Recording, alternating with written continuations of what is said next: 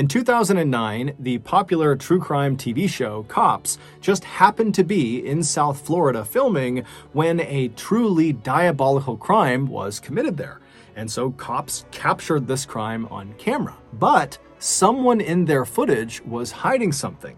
And when you know what that something was, it becomes very obvious when you watch. But before we get into today's story, if you're a fan of the strange, dark, and mysterious delivered in story format, then you've come to the right place because that's all we do, and we upload once or twice every week. So if that's of interest to you, please ask the like button if you can borrow their car for the week, and then when they say yes, spend that week driving around picking up as much roadkill as possible and packing it into their trunk.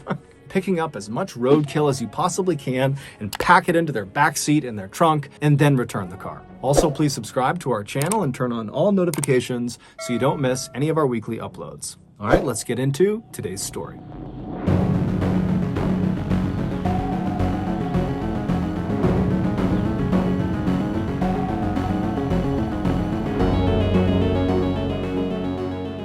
Michael Dippolito grew up in a very rough neighborhood in South Philadelphia where violence, drugs, and prostitution were just normal parts of everyday life. At a young age, like his parents, Michael became an alcoholic. He also developed a very serious drug addiction that he paid for by selling drugs. Michael would eventually drop out of high school, and not long after that, he became homeless and was living out on the streets, sleeping in abandoned buildings at night to stay warm. In 1993, when Michael was still in South Philadelphia, he was arrested for the first time. He was charged with possession of an unknown drug as well as intent to distribute this unknown drug. Court records don't specify what drug this was. However, Michael just did not show up for court, and so a warrant was put out for his arrest. Michael would somehow manage to evade police capture, and by 1997, he had fled South Philly altogether and landed in South Florida in a town called Boca Raton. Shortly after arriving there, Michael was arrested for a second time, this time for offering an undercover police officer $15 in exchange for sex. Michael would plead guilty to soliciting prostitution, however, he would just get released. A year after the prostitution arrest, Michael was sued by a former girlfriend named Karen Tan, who claimed he was the father of her son, and so he owed her child support, and Karen had a DNA test that backed up this claim. However, Michael, again, would just not show up for court, and before long, Karen just gave up and dropped the lawsuit. Michael was likely very relieved when this happened, because at the time, he was making almost no money through a temp agency. And so after this lawsuit gets dropped, Michael decides, I need to go out and make some real money. And somehow, on his quest to find a more lucrative opportunity, Michael was introduced to associates of the Bonanno family. And the Bonanno family is one of the infamous 5 families that dominates organized crime across the United States. They are literally the Italian mafia. And after the mafia met Michael, they took a liking to him, and they did offer him a more lucrative, albeit illegal, opportunity. They gave him a role inside one of their so-called boiler rooms. A boiler room is not literally a boiler room. Instead, it's a group of fraudsters that use high-pressure sales tactics to steal money from unsuspecting victims. Typically, the way it works is the fraudster will cold call someone, and they will tell them that they have this great get-rich-quick scheme, but you gotta give me your money right now if you want to be a part of it. And so when the victim says, okay, that sounds great, and they wire the money along, the fraudster just steals their money. Michael, who was very charismatic and a natural salesman, got really good at tricking people into giving him their money. And so eventually, Michael realized he could make a lot more money if he started his own boiler room, where his commission could be much higher on the money he stole. And so fairly abruptly, he left the mafia's boiler room. We don't really know how they reacted to this, and Michael would set up not 1, but 2 boiler room scams of his own in South Florida. And by 2002, he had pocketed $155,000 of stolen money. However, he had spent virtually all of it on fancy hotels and cars and phone sex. But the good times would not last for Michael, because in 2002, the police caught on to Michael's boiler room scams and they raided them, and Michael was arrested for a third time, except this time he would go to court, he would stand trial, and he would be sentenced to 2 years in prison, 28 years of probation, and he would be ordered to pay back the $155,000 that he stole. Michael would only serve 7 months of his 2-year jail sentence, but that was more than enough to leave a huge impact on him. Michael hated prison. He hated every second of it. And so during those long sleepless nights that he was laying awake in his cell, he made a promise to himself that when he got out, when he was released, he would never, ever come back.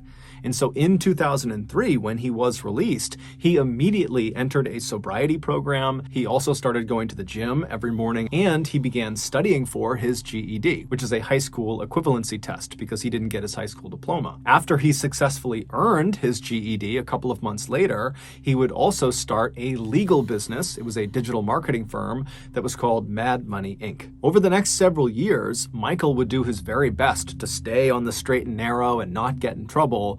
And for the most part, he did that. By 2008, Michael was still sober, despite a few setbacks, and he was still very focused on his physical fitness and his health, and his business, Mad Money, was doing quite well, earning him nearly $100,000 a year. But his love life had become a bit messy. Michael had gotten married back in 2007 to his longtime girlfriend named Maria Luongo, who had stood by him when he went to jail. But that year, in 2008, when Michael was 38 years old, he cheated on Maria with a 26-year-old real estate agent named Dalia Mohammed, who he met at a Starbucks. And instead of their affair being a quick fling, as they likely both intended it to be, Michael and Dalia quickly fell in love. And when that happened, Michael went to his wife Maria and he told her, and then he divorced her. Just 3 days after the divorce finalized, Michael and Dalia went to the courthouse and they got married. The newlyweds would move into a brand new condo that Michael had purchased for them in Boynton Beach,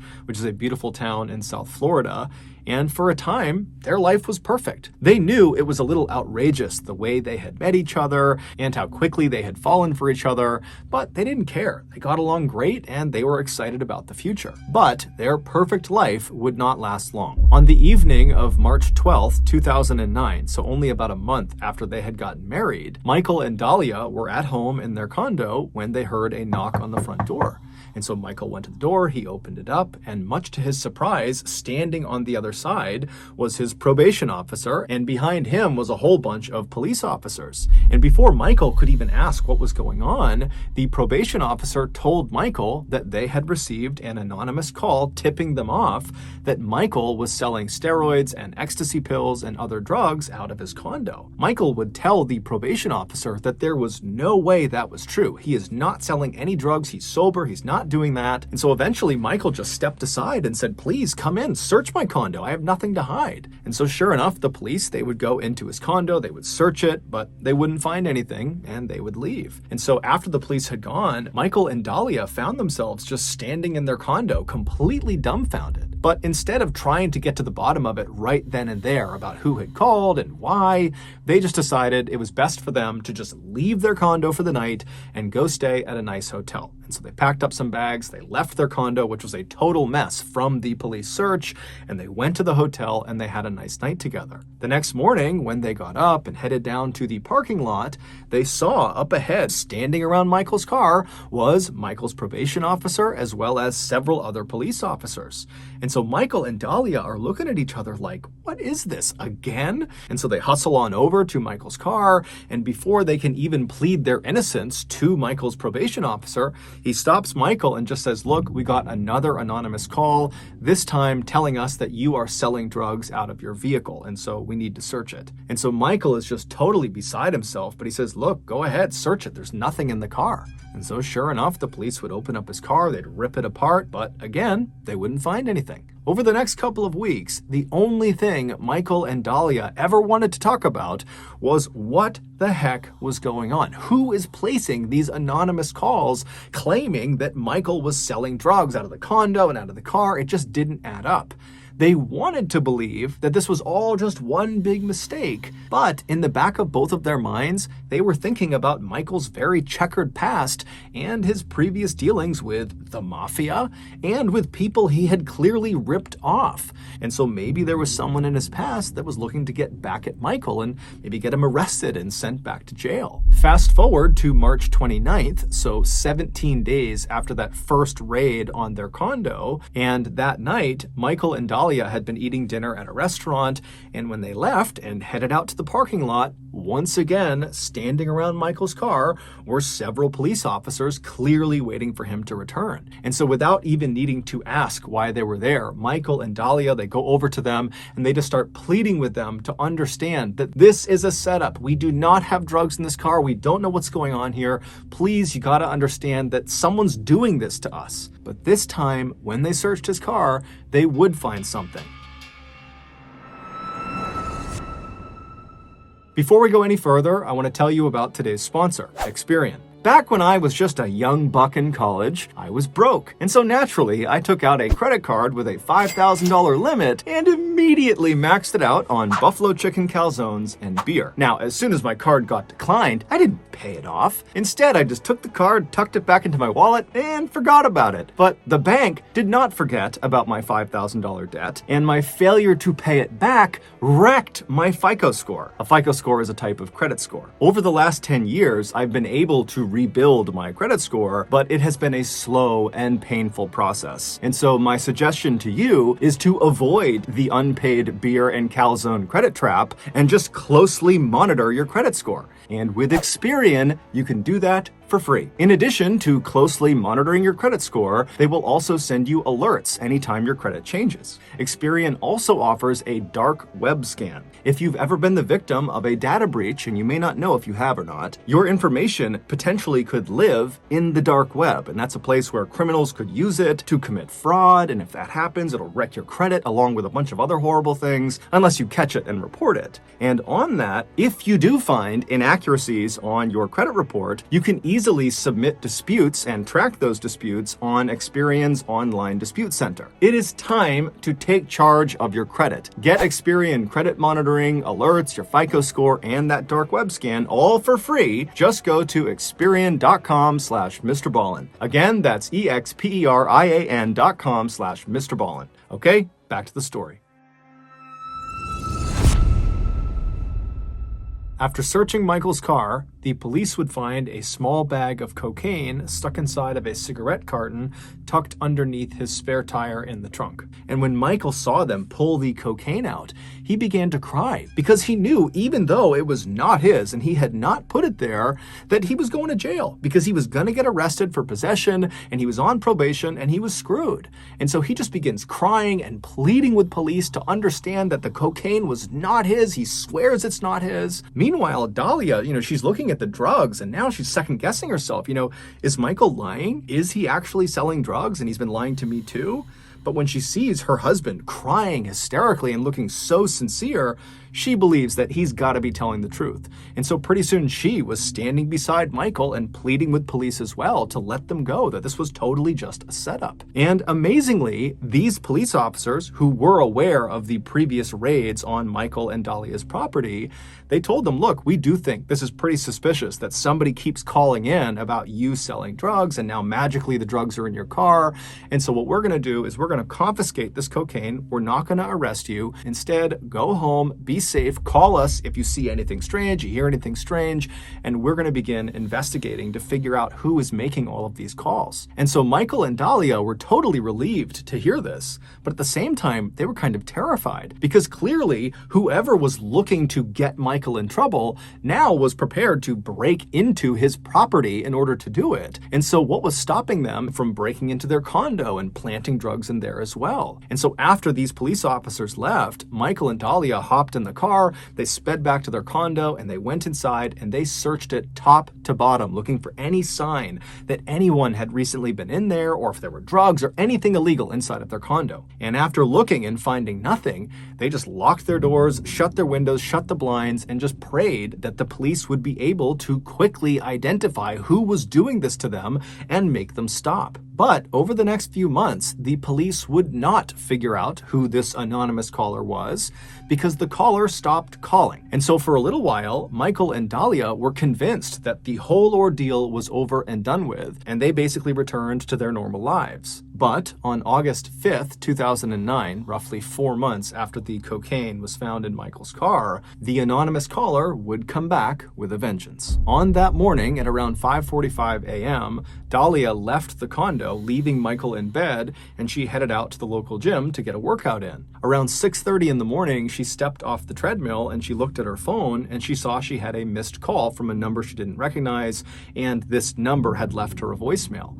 And so she calls her voicemail, she puts it to her ear, and as she's listening, her heart starts to race because it was a Boynton Beach detective telling her there had been some sort of incident at her condo and she needed to come back right away. Terrified, Dalia grabbed her things and she ran out of the gym, she got in her car, and she called this number back. And when the detective picked up, she tried to get more information from him about what this incident was, what happened. And the detective would only say that it involved her husband, and he would explain everything when she came back. And so in a total state of shock, Dalia turned on her car and she sped out of the parking lot and she headed back towards her condo. And when she turned onto her street and saw her condo, she hit the brakes and just stared. In front of her condo were all these police cars with their lights on, and police officers were walking around, and yellow crime scene tape was lining the outside of her property. And inside of the taped off area, there were all these crime scene photographers taking pictures of her condo. And so as Dalia is sitting in her car at the top of the street, just staring at this crazy scene she's seeing, one of the Boynton Beach police officers sees her and walks up, and after confirming that she was Dalia Dippolito, he said to her, leave your car here and come with me. And so Dalia, who knows obviously something bad has happened but really doesn't know the extent of it, she puts her car in park, she gets out, and she begins walking with this police officer over towards this cluster of 3 people that are standing right in front of her property. And it would turn out one of them was the detective who had called her on the phone. And so Dalia's led over, and that detective, as soon as he sees Dalia, he walks over to her and he says to her very matter-of-factly that someone had called about a disturbance in their condo, and shots were fired, and unfortunately, her husband, Michael, was dead. Dalia, who was totally hysterical, was gently led away from her condo into a nearby police car, and they would drive her to the police station where they would sit her down and begin asking her questions about her husband. And they would say to her, look, I know you just found this out, but we gotta figure out what could have happened because a killer is on the loose. We need to find this person and stop them. And so at first, the conversation was really just Dalia crying and the detective kind of calming her down. But eventually, she would tell the detective about the anonymous caller who kept calling the police and claiming Michael was selling drugs, and how she and Michael suspected that, probably the anonymous caller was connected to someone from his past, maybe someone from the mafia, or maybe one of the victims of his boiler room scam, or it could be any number of other people that Michael had done wrong in the past. And so the detective, he's taking diligent notes and he's listening to Dalia, and then at some point in a break in the conversation, he says to Dalia, okay, it's time to get serious. I need to know if you know this guy. And so Dalia, she was kind of looking down and she looks up, confused what he's talking about. And then the door opens and this huge guy in handcuffs walks into the room. Come here. Bring this guy in here. Get over here. Get over here. You know who this guy is? No. You've never seen him before? I've never seen him before. Ever. Do you know her? Put your head up and look at her. Put your head up. I've never seen him. What were you doing coming out of her house? Get him out of here. It would turn out Dalia was lying. She did know who that guy was. Almost immediately after marrying Michael 6 months earlier, she had stolen $200,000 from him, but apparently that wasn't enough for her. She needed the rest of Michael's money as well as his condo. And so she had been the anonymous caller. She was the one calling the police and tipping them off that Michael was selling drugs out of the condo and out of his car. She was the one who planted the cocaine in the back of his car because she wanted him to get arrested because he was on probation and he would go back to jail for a really long time. But when her efforts failed and Michael did not get arrested and so did not go back to jail, Dalia moved on to Plan B. She reached out to one of her ex-boyfriends and she asked him, "Hey, do you know any hitmen that could murder my husband?" And the ex-boyfriend at first didn't think she was serious, but when she kept asking him about it and began offering to pay and really was making it clear that she wasn't joking around, the ex-boyfriend basically told her, "No, I don't know any hitmen." And then he, the ex-boyfriend, called the Boynton Beach Police Department and told them about Dalia and her plan to hire a hitman to kill Michael. And so when the Boynton Beach Police Department found out about this plot, they immediately had one of their undercover agents pose as a hitman and set up a meeting with Dalia. And so the undercover agent was that huge guy in handcuffs that was led into the room with Dalia. And so Dalia goes to meet the undercover agent, the fake hitman. She gets into his car and there's a hidden camera in the back seat that's filming her the whole time. And she's caught on camera saying she wants to kill her husband. She gives money to the undercover agent. And then as she's about to get out, the agent turns to her and he says, "Are you sure you want to do this? Because as soon as you leave, it's done. I am going to kill Michael and you can't stop it." This is Dalia's reaction.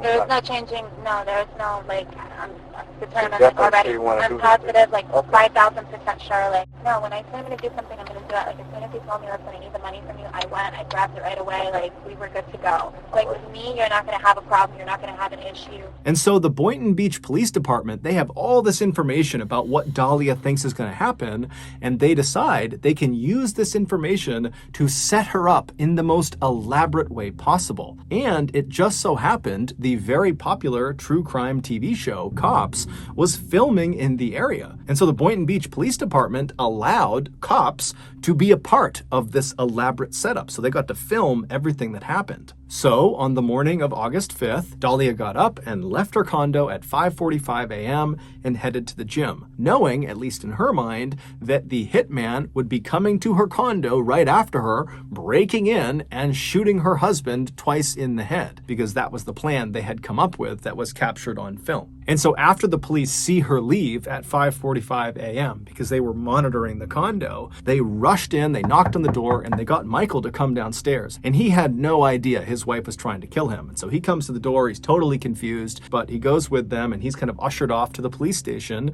And then for about the next hour, the police set up a very convincing fake crime scene right out front of the condo. And then once it was all set up, that detective called Dalia and left her a voicemail saying that, there's been this incident, you need to come back to your condo. And then a couple of minutes later, when Dalia called them back and said, "Okay, I'm coming back to the condo now," that's when the TV crews for the Cops TV show, they kind of set up in the bushes and got ready to film what happened next. Listen, we had a report of a disturbance at your house, and there were shots fired. Is your husband Michael? Okay, I'm sorry to tell you, ma'am, he's been killed. He's been killed, ma'am. I'm sorry. No, he's not. Listen. No. Try to calm down. No. Listen, right now we need to get you to the station. No. We need to get you to our police station. I want to see him. I can't let you stand, man. We have to do our job. After the fake hitman was pulled out of the interrogation room after Dalia had said, "Oh, I don't know who he is," the detective just stared at her in total silence for a minute. And then he broke the news that he totally knew all about her murder plot and that she was going to jail.